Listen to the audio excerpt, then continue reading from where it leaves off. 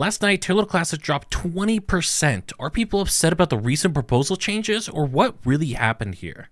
So last night, you guys could see pretty steady. We had very little movement happening for Terra Luna Classic, and then we just had massive red candles down to the point where we peaked down over 20% losses. And since that happened, we have since bounced back.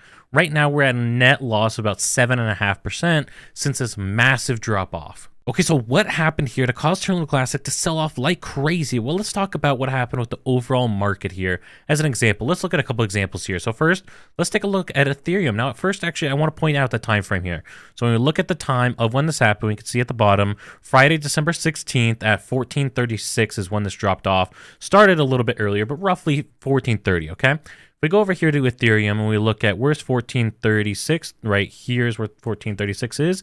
You can see that point right there. And you can see pretty clearly that we dropped off right at the same time with Ethereum. Now, Ethereum's drop off, if we look here at the total, we're looking at a total drop of Ethereum about 3%. So nowhere near how much Terra Luna Classic dropped. And I'm going to explain why there's such a discrepancy here in just a second. But first, let's look at a couple other examples.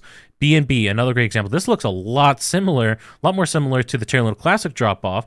It only dropped 5%, but this movement down looks very similar. It's just straight down off a cliff pretty much. Another one that we can look at is Ape here.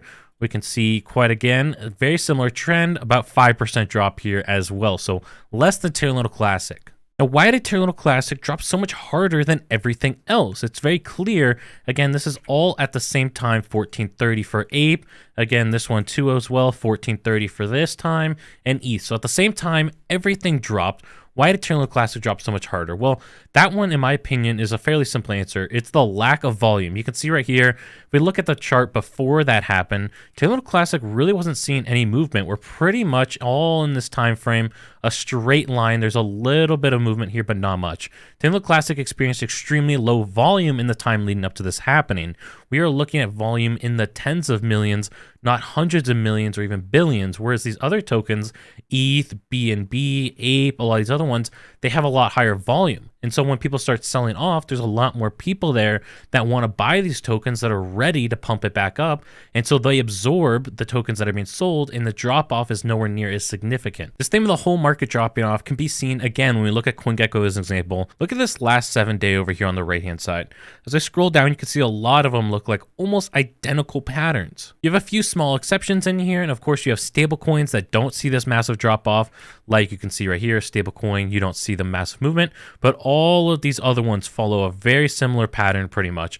And the idea here is that the whole market dropped off at the same time. As you can see, those times where they drop off almost match up exactly. Now, this decline that we saw across the entire crypto market also happened in the stock market. You guys can see behind me, the Dow Jones was down, the S&P 500 was down. Stocks overall saw red going on in the market. And so these macroeconomic factors not only took down the crypto market, but it also brought down the rest of the overall market here.